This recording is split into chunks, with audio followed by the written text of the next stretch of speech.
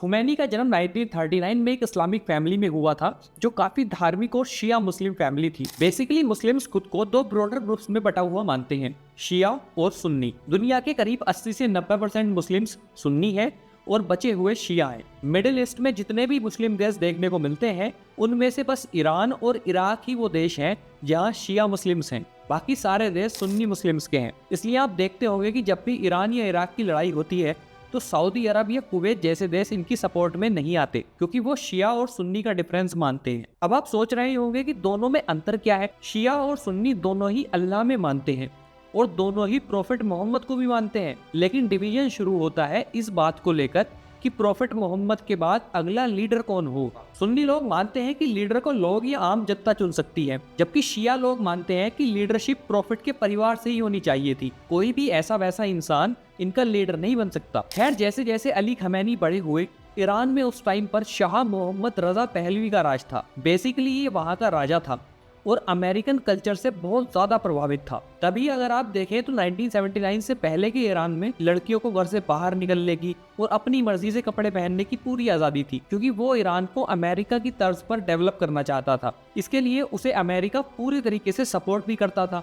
आज जो America Iran के पीछे पड़ा है, 1979 से पहले ईरान का सबसे अच्छा दोस्त हुआ करता था। लेकिन इसके खिलाफ वहाँ के बहुत बड़े तबके ने एक क्रांति शुरू कर दी, जिसे नाम दिया गया इस्लामिक रेवोल्यूशन ऑफ ईरान या इस्लामिक क्रांति। इसको लीड कर रहे थे रुहुल्लाह खुमैनी। शायद मैं इसका प्रोनाउंसिएशन गलत कर रहा हूँ, तो आप स्पेलिंग स्क्रीन पर देख सकते हैं। उनका कहना था कि ईरान को इस्लाम के हिसाब से चलना चाहिए, जैसे धर्म में लिखा है वैसे ही कानून होने चाहिए, जैसे औरतें हिजाब पहनकर ही बाहर निकले, डिवोर्स के नियम इस्लामिक कानून के हिसाब से हों और इसके जैसे बहुत सारे कानून। अब यहाँ आपको एक दो बातें समझनी जरूरी हैं, जिससे आप अच्छे से समझ पाओ कि ईरान में चीजें काम कैसे करती हैं। इस रिवोल्ट से पहले यानी 1979 से पहले ईरान को कंट्रोल कर रहे थे रजा पहलवी, जो वहाँ के शाह थे। सिंपल लैंग्वेज में कहा जाए तो ईरान के राजा थे। पूरा ईरान, चाहे यहाँ की पॉलिटिक्स हो या जुडिशरी, सब उनके अंडर ही काम करती थी। यूं तो कहने को यहाँ पार्लियामेंट भी थी, पर उसमें भी आखिर में शाह का ही इन्फ्लुएंस था।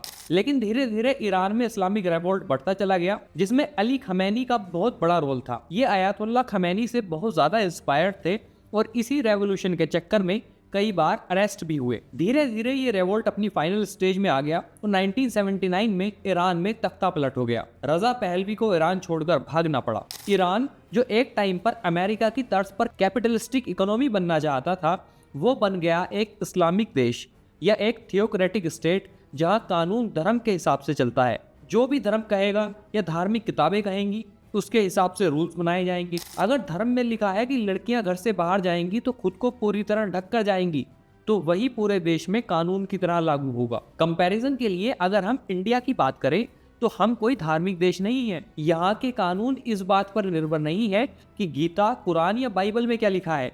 यहाँ हर चीज देश के संविधान के हिसाब से चलती है। तो जैसे ही ईरान में तख्ता पलट हुआ, अयतुल्लाह खुमैनी को वहाँ का सुप्रीम लीडर बना दिया गया। अब जो आप नाम में बार बार सुनते हो अयतुल्लाह खुमैनी या अयतुल्लाह अली खमैनी, इसमें अयतुल्लाह एक टाइटल है जो इस्लामिक स्कॉलर्स को दिया जाता है। बेसिकली जो सबसे ज्यादा पढ़े लिखे इस्लामिक स्कॉलर्स होते हैं, जिन्हें धर्म के बारे में बहुत ज्यादा नॉलेज होती है, उन्हें अयतुल्लाह की उपाधि दी जाती है। अब ये जो अयतुल्लाह खुमैनी थे, इन्हें वहाँ का सुप्रीम लीडर बना दिया गया। साथ ही अली हसैनी को भी अच्छी खासी पोस्ट मिल गई और कुछ ही टाइम में ये ईरान के प्रेसिडेंट बन गए। अब यहाँ पर आप ये समझिए कि आज के ईरान में सबसे ऊपर होते हैं सुप्रीम लीडर, फिर आते हैं ईरान के प्रेसिडेंट, जिसे वहाँ की रिलीजियस बॉडीज वोट करके चुनती हैं, जो इनडायरेक्टली सुप्रीम लीडर के इन्फ्लुएंस में ही काम करते हैं। 1989 में अयतुल्लाह खमैनी की डेथ हो जाती है और ईरान के नए सुप्रीम लीडर बनते हैं अयतुल्लाह अली खमैनी। तब से अब तक वही ईरान के सुप्रीम लीडर थे। यहाँ कुछ चीज़ें हमें और समझनी पड़ेंगी कि ईरान, जो कभी अमेरिका का एलाई हुआ करता था, आज उसका इतना बड़ा दुश्मन क्यों है और इंडिया के लिए ईरान क्यों इतना ज़्यादा ज़रूरी है। सबसे पहले तो आप एक बात दिमाग में बैठा लीजिए कि दुनिया में कोई देश किसी का सगा नहीं होता, सबके अपने इंटरेस्ट होते हैं और खासकर अमेरिका तो बिल्कुल नहीं। जब तक ईरान में अमेरिका प्रो रूल था, तब तक अमेरिका ईरान की न्यूक्लियर डील तक में हेल्प कर रहा था। लेकिन जैसे ही रिजाइन चेंज हुआ, अमेरिका ने ईरान की न्यूक्लियर डील कैंसिल कर दी, ये कहकर कि ईरान इससे न्यूक्लियर वेपन्स बना सकता है, जिससे मिडिल ईस्ट में अशांति फैल सकती है। जबकि अशांति मिडिल ईस्ट में नहीं, ये दिक्कत थी इजराइल की। ईरान की इकोनॉमी अपने तेल पर डिपेंडेंट थी तो अमेरिका ने तेल पर सैंक्शंस लगा दिए।